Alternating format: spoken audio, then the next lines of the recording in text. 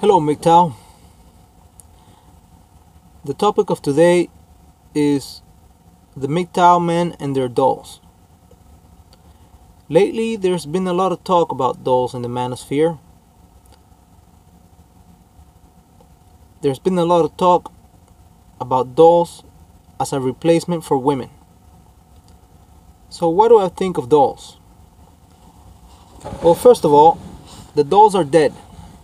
They're just a piece of plastic or rubber. They're nothing but the effigy of a woman, and an already defective woman at that. There's no true interaction between you and the doll, and this makes it very weird. As I just said, the doll is an empty carcass. It's not a living entity. It does not move on its own. And once you're done doing your business, you're faced with the task of having to clean up your mess out of it. And sure, she will never hit the wall, like some say. That is true. But she will also always be the same. Then, there's the fact she doesn't have a history to speak of. There's nothing interesting or unique about her, except that she came out of a factory somewhere in the Far East. There's still a social stigma associated with owning a doll, and this is for good reason.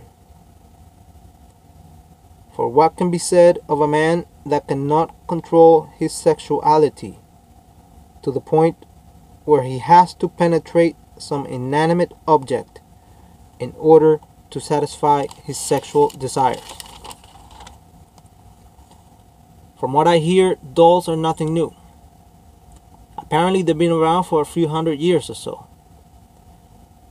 But if they haven't caught on, it's because of the reasons I just mentioned. Along with the fact that not only do you not have a past with this doll, you have no future either. Can you imagine 20 years into the future, looking into your doll's eyes and saying, "Baby, do you remember the time when we did such thing and such thing?" Weird, isn't it? You might as well talk to a mannequin. Yeah, sure. She will give you no drama. But that's also the problem. She will give you nothing in return. It will be like loving the dead. And you got some guys out there that say, well, if you look at the money you spend on dating and buying sexual favors, and you compare that to the price of a doll, you're looking at some significant savings throughout the course of a year. And this may be true.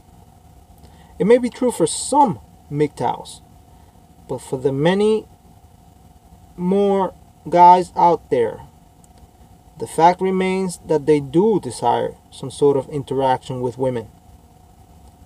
Not to worship women the way we're doing nowadays with the feminist ideology basically controlling everything, and the man being in complete submission to their wishes. No. But to have them as friends and to interact with another human being. I believe most men who identify as MGTOW do desire this, and dolls don't offer it. So the value you get from a doll does not compare to what you get from a date, however troublesome that date may be. And by purchasing a doll, you don't escape the idea that love has a price. Can a man have true and genuine sexual interaction with something that can be store-bought? While it is true that women have historically failed to fulfill the emotional needs of men. Unboxing some apparatus from a secretly home-delivered box is definitely less likely to do the trick. Why infantilize yourself by playing with dolls? Even little girls grow and mature out of this parent-imposed situation. How ridiculous for a man to get naked for a few minutes and pretend that he is living in fantasyland. As if women don't already bring enough fake things to the world.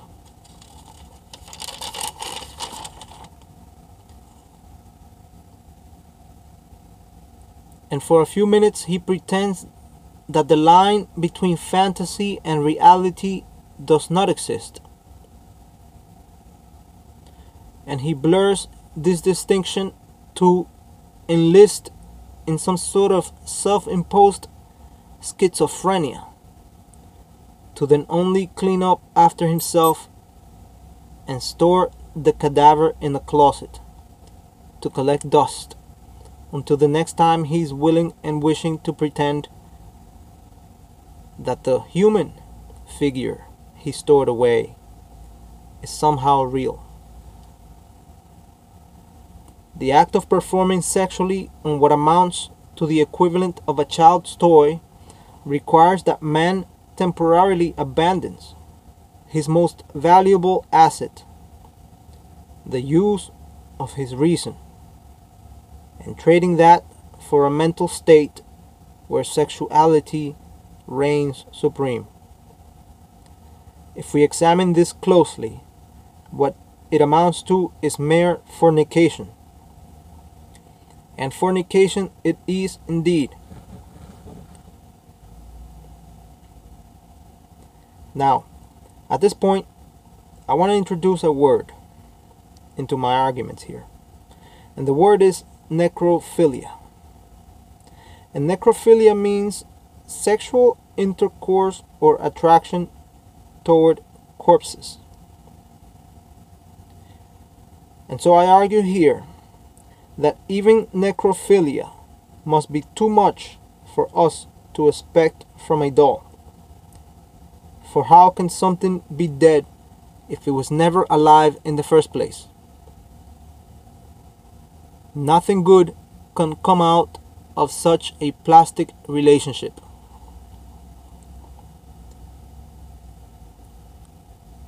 Shortly after this, the lover of this fraud, this forgery, this mock-up of a woman must deal with the psychological aspects, the psychological effects of knowing that he just spent himself on a sham. If he is an incel, his fear and his adoration of women cements itself in his mind. And if he is not an incel, he is still left wishing for more. For every man wants to be adored by women. He wants to believe that, at the very least, a woman other than a close relative loves him, regardless of whether this is truly possible. And thus, sure, one can make the argument that this device is molecularly energized, but that's not the same as saying she's biologically active, or that it was ever biologically active. The psychological price of dating this likeness of a woman turns out to be much higher than the financial one. Wouldn't this man be better off? Wouldn't he be better off controlling his sexual urges and choosing to perform only when the time is beneficial for him to do so, instead of choosing escapism? Wouldn't he be better off mustering the strength within him to better his current condition, all the while gaining strength from his practice of self-control? And in the final analysis, by engaging in the practice of sexually interacting with inanimate objects, man destroys his own self-esteem. He devalues himself and turns out to be psychologically weaker as a result of it all. This says nothing about the effects of indiscriminate indulgence, the lack of discipline, the lack of self-respect, the wishing to go against his nature, however dissatisfying that nature may be. It says nothing about the defiance of evolution, or the belief that anything can be a substitute for this, and for lack of a better word, for this most sacred act. MGTOW, if you have enjoyed this video and feel as though you've learned something from it, please do give it a thumbs up, share, and subscribe. I thank you for listening. Catch you next time.